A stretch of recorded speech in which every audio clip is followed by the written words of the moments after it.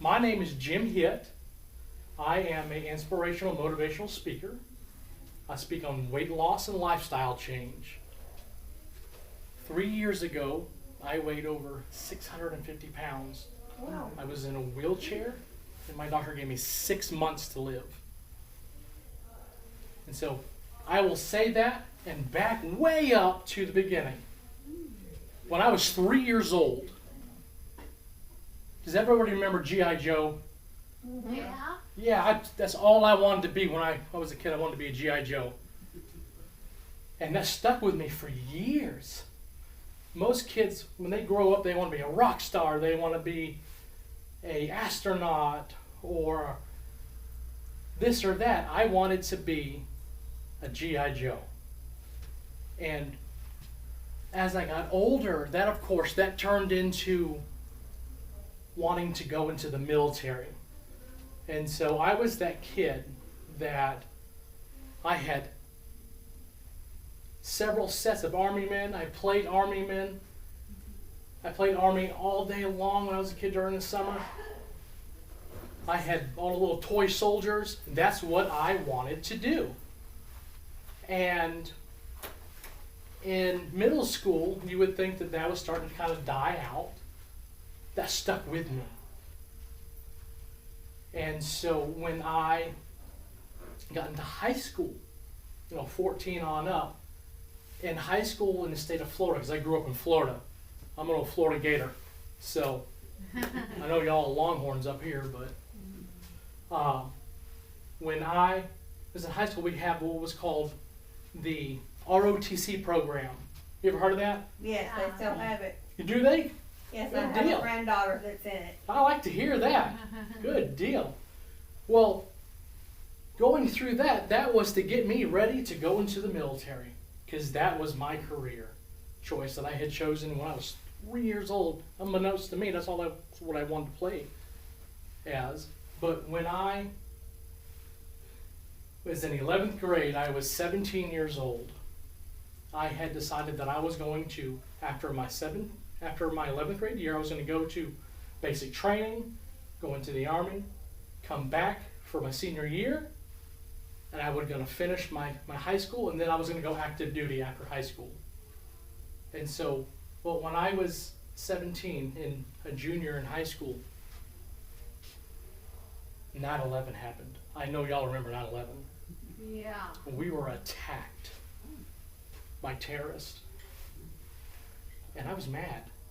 I was very mad. I wanted revenge. I said, well, I'm already going in to the Army, so let's do it. So at 17, I had to have my folks' permission to join. And I had that. I went down 3 days after the recruiting station opened back up, because if you remember on 9/11, everything shut down. Yeah. I mean, it was the most afraid that I had ever been in my life. And the recruiter told me, because I had been diagnosed with an eye problem at a young age, I was never going to be able to go into any branch in the military. And that was devastating. Can y'all hear me okay? No. Yeah. You can't hear me? Can hear you very good. Do you have a microphone or no? No. Okay, I'm a Yeah. loudmouth, so I'm going to speak up. So I was devastated. I couldn't go into the military. I had spent the past 17 years of my life getting ready for one thing, and that was to go into the military. And when my country needed me most, I couldn't go in. I was so ashamed of myself. Depression set in like you would not believe. And I wanted to commit suicide. In fact, I attempted suicide 3 times. The last time I tried to hang myself. I got up in the tree, tried to hang myself. Before I could even get anything done, I fell out of the tree. And I sat there and I sobbed. And I realized I can't even kill myself the way I want to. I realized I had power over nothing. And so I stopped living. And the only thing that brought me comfort was food. How many of y'all like to eat here? No. Thank you. I love to eat just like the next Joe does, or the next Jane. It became my comfort, so I did it all the time. It was nothing for me to go to Pizza Hut. Y'all know Pizza Hut, right? Hey, some good pizza there. I would order 2, count them, 2 large pizzas, and I'd take them home and I'd tell them, don't cut them. Because usually you get a pizza, they cut them up in 8 slices. I said, don't cut them. I took them home and rolled them up like a burrito, and I ate them. Oh my goodness. I would feel so bad about that later on when my stomach stopped hurting, I would eat a half a gallon to a quart of ice cream. Because I felt bad about it. It's just another thing that made me feel bad. But while I was eating, all my pain went away because I was so ashamed that I could not serve my country. And I later on found out that I had been misdiagnosed with this eye problem. And that was devastating. And so, the weight, like I was not a big kid in high school. I was a stout, muscular kid. I played football. I wrestled. I ran cross country in high school. Scouts on, I really did. And people say, cross country, you know when you run 3-mile race, a 5K? I did that. I was like I said, I was a stout kid, but I didn't have an ounce of fat on me. But after all the depression, it's the eating, and I didn't stop. I got really good at it, too. And that made me stand out because I'd go to a food competition, of course I'd win. A wing eating competition, I'd win. I actually won some money. Quite a few times. But as I got bigger and bigger, I got less mobile and less mobile. And I realized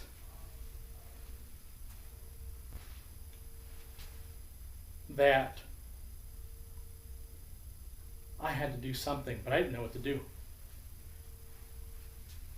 I wanted to lose the weight, but I had no willpower to stop because that food felt so good going down, and it made me forget about the life I had. And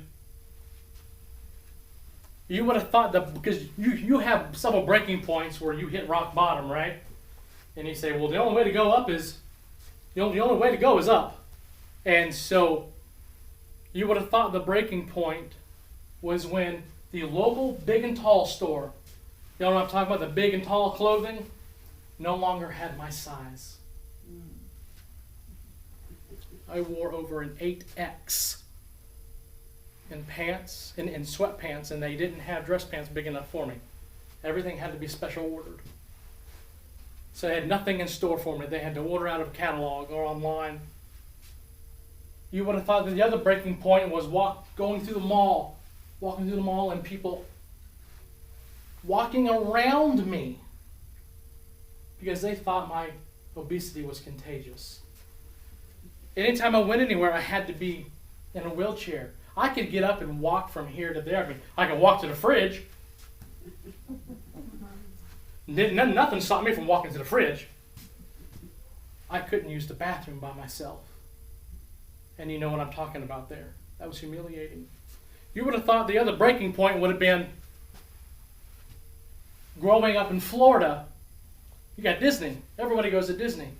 And I was at Disney. I was working in a summer camp. And I was cooking there. I was still fairly mobile then. I was a big boy still. I was about 400 pounds. Waited in line for an hour and a half to 2 hours to get on this ride. Got down and I sat down. Did not fit in the seat. They couldn't get the strap around me. The bar did not go. They had this guy pushing down on this bar as hard as he can to try to get that bar on me. It didn't fit. And I made one of the biggest mistakes of my life. I looked to my right and I saw hundreds of people with their cell phone out taking pictures. So I know I'm somewhere on the internet But that was humiliating. It was the most, to that point, that was the most humiliating time in my life. And so I kept eating more. Because you would have thought that would have been that breaking point, right? It wasn't. You would have thought the breaking point would have been when I reached 600 pounds. But it wasn't. I finally went to the doctor and I said, Doc, I don't know what to do.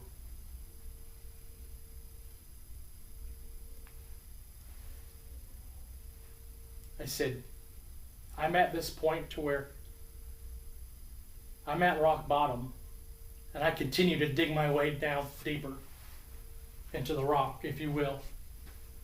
I said, there is no up for me here. I ask God every day. I said, God, if this is all you have for me in this life, bring me home, because I don't want to live anymore. Excuse my language, and I'm sorry, but I couldn't even wipe myself going to the bathroom. I was so heavy. And when I went to the when I was at that doctor's office, I said, Doc, I ask God every day, please take me home. If I woke up in the morning and I saw I was awake and I was alive, I was not a happy person, because I knew I had to keep going through this living hell, if you will. And the doctor told me 6 simple words that changed my life. You have 6 months to live. And mind you, I had asked God every day, Lord, please bring me home. When he said that, I said, okay, God, I changed my mind. I don't want to die. Because when I was really faced with death, when I was really faced with knowing that I'm about to die, I said, Doc, what do I do? He said, your only chance to survive at this point is what's called bariatric surgery. He said, that's weight loss surgery, gastric bypass, if you will. I said, okay. He said, I have to be honest. He said, if you have this surgery, he said, I do not know if you're going to wake up from anesthesia. He said, you are this heavy. He said, I'm very nervous. He said, under normal circumstances, I would not do this surgery because I'm so afraid you're going to die. He said, but if you don't have this surgery, 100% you are going to die. And I said, Doc, at this point, I'm okay with dying on the operating table, knowing that at least I died doing something about it. And I said, okay, let's do this. He said, you'll lose enough weight to get death off the table. He said, you're not going to be some skinny mini. And I said, I don't care about that. I want to live. I had the surgery. My parents flew all the way up from Florida to take care of me. And so I had the surgery. All of a sudden, I could stand up and start walking a little bit. I said, oh, look at this. And I'm sitting there. I'm like, I'm feeling good. I stood up. Because before, standing up, I broke my ankle just trying to stand up. Laying in bed. Not moving.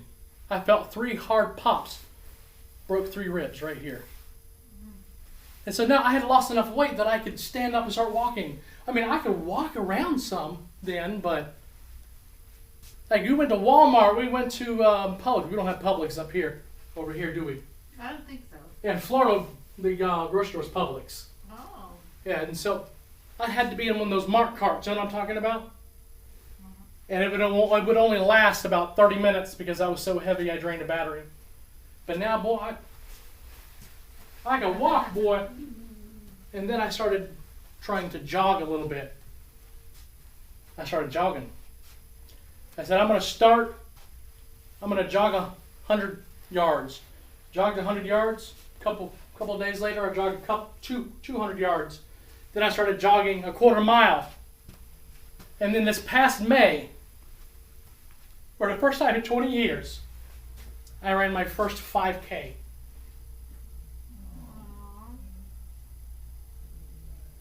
And I hold my I don't have my pants with me today, and I apologize. They stand out to here. Wow. I'm still a big boy. Don't get me wrong. I got a lot of loose skin. Trust me, you have a face-off with that. So of course, I have to have skin removal surgery. But I ran a 5K. I went from over 650 pounds to where I'm at now. I have lost almost 400 pounds. Wow. Not many people can say they've done that, can they? Nope. And so especially these young bucks today, say, well, I can't get out and do this. This is too hard. If I can do what I did, you have no excuse, and I don't want to hear it. So even at this golden age that you are here, anything that you want to do to put your mind to, you can do. And I stand by that because I am that. I am the definition of that. I went from thinking I was the very definition of a failure to I have succeeded. And now my dreams are becoming a reality. And I would never have thought. 5 years ago, I would never think that I was sitting here or standing here in front of you speaking about weight loss or lifestyle change. But I am. I'm here. Hello. God saved my life. And so I am so glad that I got to come here today and speak with you. It has been my pleasure. I want to know, is everybody here from the McKinney area? No, I am. Where are you from? I'm from Midland, Texas. Midland, Texas. Everybody else from McKinney? I am. Yeah. I was from Lubbock, Texas. And where'd you say you were? Midland. McKinney now. Midland. Midland, Odessa. I live in Allen, but I grew up in Kerrville, Texas. In the hill Kerrville, country, Texas. by Austin. Are y'all from McKinney? I am now, but I wasn't 5 years ago. We're all from the South though, right? I like to hear that. So yeah, but I love seeing where people are from. I love meeting people. I love talking with people. It is my passion to help everybody. Now I am, after high school I had to decide what I'm going to do for a living. Because the military was out, right? So I had a dumb idea and I went to culinary school and became a chef. I liked food. That was not okay. And so I am a very skilled chef. So with my, now on this side of everything, with my knowledge of food and my knowledge of weight loss, I'm writing a weight loss cookbook. I'm so excited about it. I'm writing a book on my journey. And I'm so excited about those coming out soon. But I want to thank you guys so much. It's been a pleasure. And if you guys have any questions, I'd love to take them. Okay. Any questions at all? Any questions about anything? I was just wondering how you lost weight. Yeah. Did you diet or did you? Well, I just- had to have I had After gastric the bypass surgery? surgery, and then I started dieting. I went on a high protein diet because I've learned now that the key to a diet is protein. Because protein helps you burn fat. It helps you, gives you energy. It burns the fat. The bad fat you don't want, is you want the good fat in you because you need that to help burn the other fat. But I started portioning out my sizes. So I had that surgery and made my stomach a lot smaller than it was, so I could not eat as much as I did. And I used that as a tool to say, oh, okay, I'm done for this meal. And that helped, my stomach helped me with my thought conscious to say, time to push away from the table. So I went from eating 5,000 calories a meal Oh, God. to a few hundred calories a meal. And I couldn't be happier. Do I miss the food? Well, of course. I love barbecue. I love pizza. And I love all that stuff. But you gotta be careful now. Yeah. I mean, I could decide I don't care no more. I could reverse everything if I wanted to and end up right back where I was. Everybody think the surgery that I had was just a cheating fix-all. It helped me get to where I wanted to be. And now it's up to me to stay there, to maintain that. But, so, thank you guys so much. It's been a wonderful pleasure. Thank Thank you. you. Absolutely.